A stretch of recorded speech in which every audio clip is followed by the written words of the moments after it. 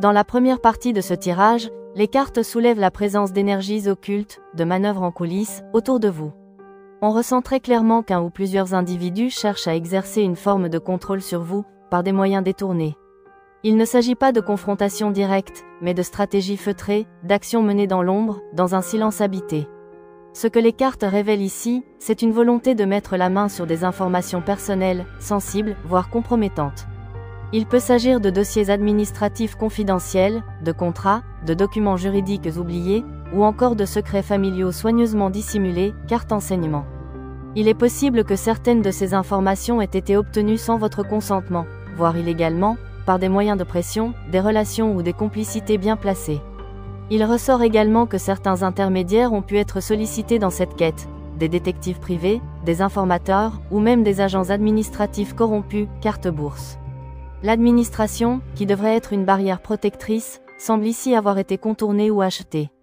Rien n'a été laissé au hasard, la surveillance est discrète, ciblée, méthodique. On a fouillé votre passé, analysé vos points faibles, et sélectionné ce qui pourrait un jour être retourné contre vous. Les cartes parlent de chantage. Une personne est prise au piège d'une emprise psychologique qui s'installe progressivement. La personne concernée est placée face à des exigences, parfois floues, mais toujours lourdes de conséquences si elles ne sont pas satisfaites. On ne parle pas nécessairement de menaces exprimées de façon brutale. Ici, c'est plus subtil, plus perfide. Un mot glissé, un regard, une allusion suffisent à faire comprendre que l'on sait et que tout peut être révélé. Cette situation crée une forme d'enfermement. Il se retrouve piégé, dans un étau invisible, entre ce il doit protéger, sa réputation, ses finances, ses proches, et ce que l'on attend d'elle, lui, soumission, silence, compromission. Les demandes sont souvent contraires à ses valeurs, mais la peur d'une chute sociale ou personnelle l'empêche de se rebeller. Ce n'est plus une négociation, c'est une forme d'obéissance dictée par l'angoisse. Le tirage met aussi en lumière l'attitude de ceux qui manipulent, il ne s'agit pas simplement d'obtenir quelque chose. Ces individus prennent un véritable plaisir à dominer, à faire plier, à voir l'autre se débattre sans issue, carte sadisme, ce ne sont pas de simples manipulateurs, ils incarnent une figure sombre, presque sadique, qui trouve dans la souffrance de l'autre une forme de gratification personnelle. Les cartes évoquent également un appel à la vigilance, mais aussi à la reconquête de son pouvoir intérieur. Il est temps pour elle, lui, de prendre conscience de la toile dans laquelle il est empêtré, et de comprendre qu'il n'est pas trop tard pour se libérer. La lumière existe, mais elle nécessite courage, discernement, et parfois le recours à des alliés extérieurs. Le tirage suggère il ne doit plus consentir à jouer selon les règles imposées par l'ombre. Le silence ne le protège plus, au contraire, il nourrit le pouvoir de ceux qui l'oppressent. Il lui est conseillé de documenter, de se renseigner, de se faire accompagner si nécessaire, afin de récupérer ce qui lui appartient, sa liberté, sa dignité, sa souveraineté. Ce tirage agit comme un miroir. Il ne juge pas, mais révèle. Il invite à la lucidité, à la force intérieure, et à la rupture d'un cycle toxique. Car derrière la peur, il y a la vérité. Et derrière la vérité, la libération. Dans la deuxième partie du tirage, une bascule importante se fait ressentir. La personne concernée ne cède plus au chantage. Elle semble avoir atteint un point de saturation, un moment intérieur où la peur n'a plus le dernier mot. À travers la carte du sacrifice, on perçoit une décision radicale, celle de rompre.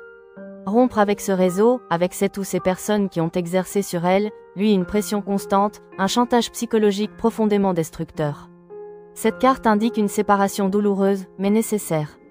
Il choisit de se couper de ce lien toxique, même en connaissant les risques. Car ce n'est pas sans conséquence, la carte du sacrifice annonce aussi des blocages potentiels, des représailles, des blessures, voire, dans les cas les plus extrêmes, un danger physique réel, une menace sur sa vie.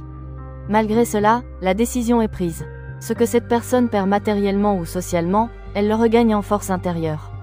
La suite du tirage est marquée par un élan de clarté et de transformation, à travers les cartes tournant décisifs, clairvoyance et étranger. Cela montre une personne qui comprend, avec lucidité, qu'un point de non-retour est atteint. Il rassemble ses affaires, se prépare, fait des choix pour l'avenir, avec une vision tournée vers ailleurs, un autre lieu, peut-être un autre pays, un espace où il pourrait refaire sa vie, reconstruire hors de l'influence toxique. C'est un mouvement intérieur puissant, mêlant courage, instinct de survie et sagesse. Et alors une question se pose. Pourquoi maintenant?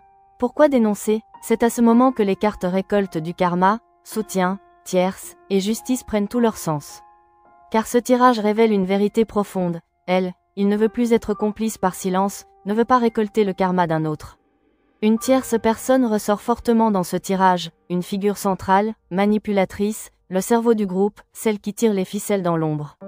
La personne concernée a compris que cette tierce ira devant la justice, humaine d'abord, divine ensuite.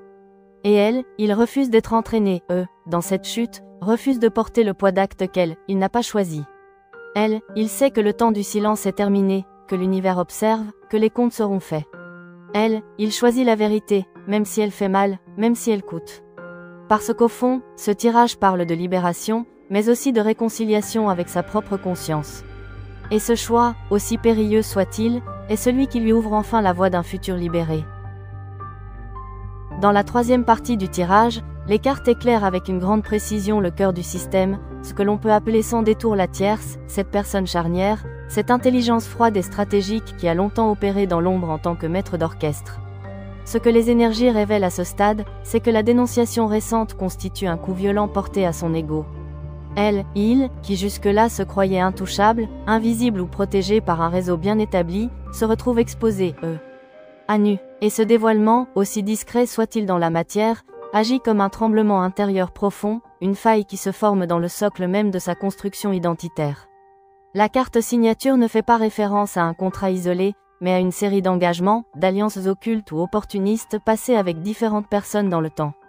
Il est ici question d'un mode opératoire récurrent, où chaque signature, chaque lien tissé, servait à étendre son pouvoir et assurer sa protection. À travers la carte manipulation, on comprend que chaque relation, chaque service rendu, chaque confidence partagée était en réalité un levier de contrôle. Elle, il s'est entouré, de personnes qui, consciemment ou non, ont agi pour son compte, parfois même contre leur propre volonté. Ce n'était pas un simple chantage isolé, mais une mécanique complexe, presque pyramidale, dans laquelle il utilisait les failles psychologiques et les vulnérabilités de chacun. Les cartes suggèrent il a engagé des intermédiaires, des exécutants, voire payé certains acteurs pour surveiller, intimider ou manipuler. Ce n'est plus du calcul, c'est une forme d'ingénierie de l'emprise. Mais aujourd'hui, le système vacille. La dénonciation est un acte de rupture, une brèche dans la forteresse. Et cette faille est insupportable pour son ego. Il avait besoin d'un sentiment d'impunité pour se sentir en sécurité. Aujourd'hui, ce sentiment s'effondre. La carte peur surgit avec force. C'est une peur viscérale, ancienne, que cette tierce avait longtemps réussi à enterrer sous les couches de pouvoir et de contrôle. Il a peur de perdre la maîtrise, peur que ses propres manœuvres reviennent comme un effet miroir, peur d'être hanté, par les victimes, par la honte, par la vérité, par les conséquences. Cette peur ne se limite pas à la justice humaine, bien que cela l'effraie profondément. Il craint surtout les retombées karmiques. Il sait, dans son fort intérieur, que ce que l'on inflige aux autres revient tôt ou tard.